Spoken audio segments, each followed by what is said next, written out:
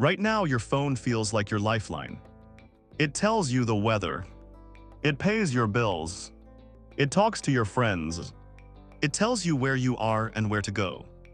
In a real collapse, that same object quietly becomes one of the most dangerous things you can hold. Not because it explodes. Not because of some sci-fi brainwashing app. Because it hijacks the two things you cannot afford to lose when everything breaks. Your time and your attention. When the grid goes down for real, when cell towers die or turn unreliable, when nobody can tell you what is happening or when it will end, most people will cling to their phones even harder. They will stare at a dead or dying screen while the only hour that mattered is ticking away.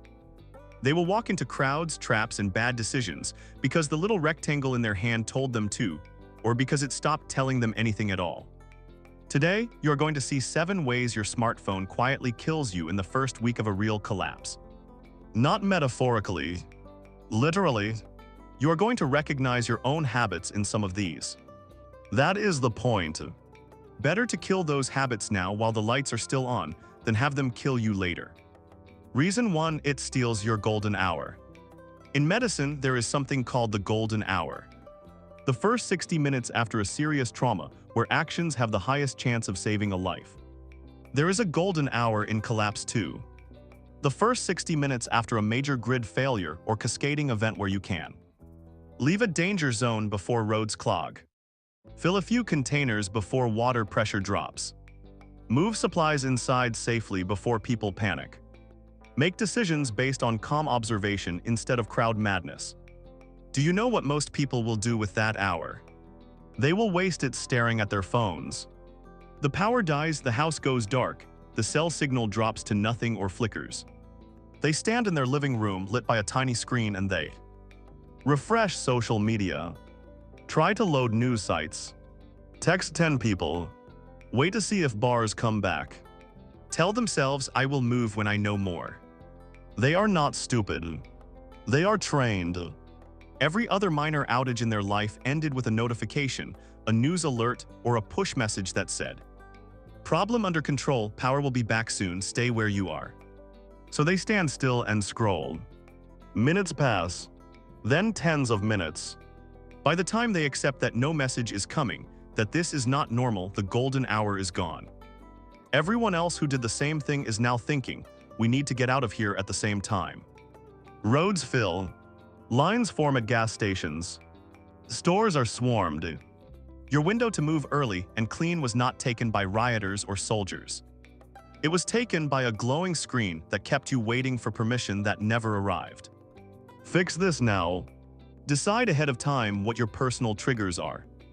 Power out across your entire area and cell service, down for a certain number of minutes or hours with no clear cause. That is a trigger. Serious national or regional event confirmed, and you see cascading failures starting. Trigger. The rule must be, when the trigger is hit, you act first, then you check your phone later if at all. The phone does not get to consume your golden hour. Reason 2: it blinds you to the room you are standing in. What happens in a minor crisis today? Storm warning. You check radar on your phones.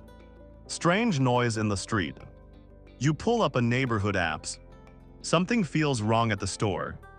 You look down to text someone, this is crazy. Your eyes go to the glass. Your awareness leaves the room. In a real collapse, that habit becomes lethal.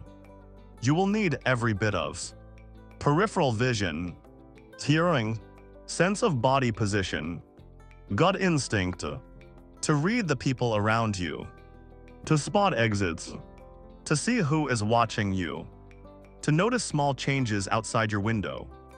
Your phone is designed to tunnel all of that down into a few inches of bright distraction. You already know the feelings. You have walked through crowds barely noticing other bodies. You have crossed streets because the light on your map said so, not because you checked with your own eyes. In normal life, the environment is forgiving. Drivers slam on brakes. Security cameras watch. Police can be called. In a breakdown, none of those catches exist. If you walk into a mob outside a supermarket because you were watching a live stream instead of the parking lot, there is nobody to rewind the tape. If you keep your face in your phone while moving through a dark hallway or a strange shelter, you will not see the one person watching your bag with too much interest until their hand is already on it. Fix this now. Make a rule for yourself. When you are outside your secure space in any kind of tension or unknown event, your phone does not leave your pocket in motion. If you must look at it, you plant your back against a wall you scan, you keep it brief. You are not a passenger in a moving movie set. You are a target in a three-dimensional space. Act like it. Reason 3, it makes you burn your last power on nothing. In a grid failure, one of your most precious resources is not food or even water in the first days. It is electricity. Not for big appliances. For light at night. Communication when it actually matters. Running small radios or critical equipment. Charging devices that can still do useful work. Most people will completely waste that resource. They will take fully charged phones and watch cached videos. Doomscroll old feeds that will not update. Record footage of chaos for clout that no one is watching. Play offline games to distract themselves. They will run their battery from 100% down to 20% on nonsense. Then, when they desperately need to, send a single text that might still go through. Use a dim flashlight to get down a stairwell. Check a saved offline map to find a safe route. Their screen will flash low battery and die. They traded real survival functions for comfort and habit. Then they will go looking for outlets. They will push into crowded public buildings, shelters, and stores chasing any working socket. They will sit clustered around the only running generator in range, cable plugged in, oblivious to who else is watching that spot. What kind of leverage they have just given anyone who controls it. How obvious it is that they are willing to trade safety for another hour of screen time. Fix this now. Decide what your phone is actually for in a crisis. A minimal list might be 1 or 2 emergency texts, a few photos of critical documents or maps saved in advance, a flashlight if you have absolutely no other light source, an offline map or notes sparingly checked. Everything else is cut. You do not burn 100% of your battery to watch what you already know. Things are bad. You ration power like it is water in the desert. Because in a way it is. Reason 4, it turns you into a tracking beacon. Your phone is a location tracking device with extra features. Right now, that tracking is mostly used for advertising, traffic maps, convenience. In certain environments, it is used for more serious monitoring. In a collapse where control, rationing, or even active targeting of certain groups might be on the table, that tracker in your pocket becomes a leash. Even if cell service is spotty, the internet is partially down, normal life seems frozen. Anytime your phone can see a tower, a rogue access point, a partial network, it is trying to check in. Location services, background app updates, networking protocols.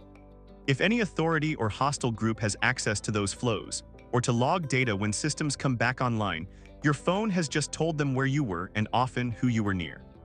That might mean being flagged for being in the wrong place at the wrong time, having your movement profile analyzed post-event, being easier to find later when you would rather not be.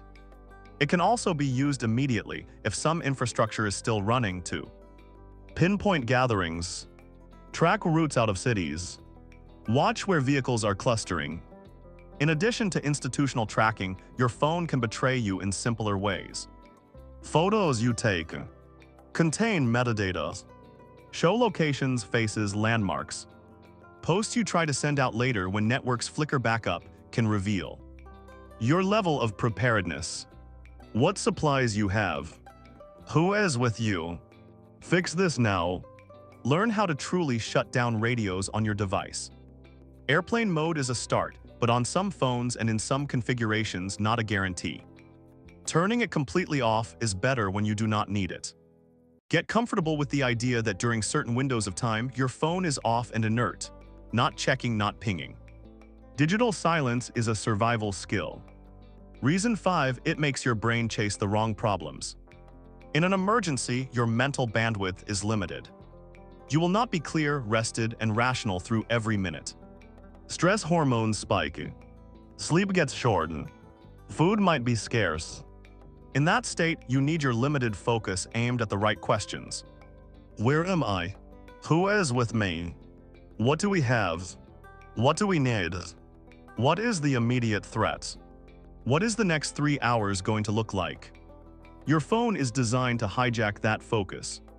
It presents endless arguments, rumors, worried messages from distant people you cannot help or reach, clips of the worst things happening somewhere else. You can waste the 1 clear hour you have before dark, arguing in a family group chat, trying to read 20 conflicting theories about the cause, reassuring people hundreds of miles away, waiting for your turn to send one text through a jammed network. Meanwhile, you still have not filled a single water container. You still have not moved anything inside. You still have not scouted your immediate area. You still have not quietly spoken with the people who are actually next to you. The phone pulls your mind horizontally, across distance instead of vertically down into your immediate reality. Fix this now. In your personal crisis plan, include a communication rule. For example, 1 short outbound message to key people when possible, all at once. Power and cell down. We are safe at X, will conserve battery and check in when we can. No debatings. No long threads. No doom scroll. After that, your focus returns to the room, the street, the building. If you must seek information, do it in controlled, timed bursts. Your brain is not a global newsroom. It is the control center for a small physical operation that either survives or does not where it stands. Act like it. Reason 6, it erases your analog backup brain. Think about how much of your real-world knowledge lives inside your phone. Addresses, phone numbers, maps, contacts, notes, checklists, screenshots of things to remember someday. In normal life, that is fine. In collapse, when that device is dead, stolen, or broken, you suddenly discover how much of your actual ability to act was outsourced. You know you have an uncle with land somewhere out of town. You do not know his address by heart. You do not know the back roads to get there without GPS. You do not remember his phone number. You know there was a great thread you saved once on how to disinfect water properly or make a rocket stove. You do not have it printed. You do not have the steps in your head. You only have a useless fleeting memory of "I saw that somewhere." Your phone has become the only copy of your backup brain. When it goes, you are not just losing convenience. You are losing navigation skills, contact webs, reference material. Fix this now. For anything that could truly matter. Print it. Write it down. Grip it with your own memories. Paper maps of your area and routes out of it. Physical index cards or notebook with key addresses and numbers. Printed instructions for vital skills and procedures you care about. You do not need to print the whole internet. You need a small, curated analog library of things you would be furious at yourself for losing if your phone hit the ground and shattered. Reason 7, it advertises you in the dark. When the grid goes down hard, most places go truly dark. No streetlights. No building lights. No neons. No background hums. You will be able to see stars you forgot existed. In that world, light is information. The faintest glow marks who is awake, who has power, who might have supplies. Your phone screen is a miniature lighthouse. If you sit by a window in a powerless neighborhood and doomscroll, that pale rectangle of light will silhouette you to anyone outside. Broadcast someone in there has power or a battery. Draw attention to your window in an otherwise black wall. The same goes for notification sounds, ringtones, video audio bleeding through thin walls in a silent building. Every chirp and ping is a marker that says, human, awake, possibly with resources, in a soundscape that has mostly reverted to wind and footsteps. Fix this now. Except that in a true blackout or dangerous situation, your phone lives on silent. Screen brightness is turned as low as possible if you have to use it. Curtains or blackout materials cover windows before you light anything. Better yet, you rely on other light sources that do not scream recent tech to anyone outside, can be shaded and directed more easily, are not associated in people's minds with internet and information they might want. You can use your phone as a tool. You cannot let it become a signal flare. The pattern, a tool that thinks it is your world. Look at these 7 dangers again. It steals your golden hour. It blinds you to what is happening right in front of you. It makes you burn your last power on nothing. It turns you into a tracking beacon. It hijacks your brain with the wrong problems. It erases your analog backup brain. It advertises you in the dark. None of them require your phone to be working perfectly. Some of them are worse when it half works. The pattern is simple. You trained your life around a device that assumes power is always available. Networks are always up. Information is always correct and useful. Comfort is always the priority. Collapse laughs at those assumptions. You do not have to throw your phone away. You do have to demote it. From master to tool. From world to object. From reflex to carefully used asset. What to do before the music stops. You can start that demotion now while everything still works. 3 steps. 1. Decide your triggers and rules.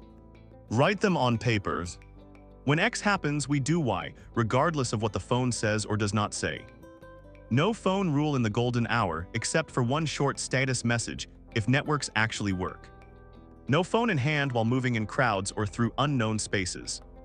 2. Build your analog backups. Gather paper maps, printed contact lists, printed reference sheets. Put them where you can reach them without thinking.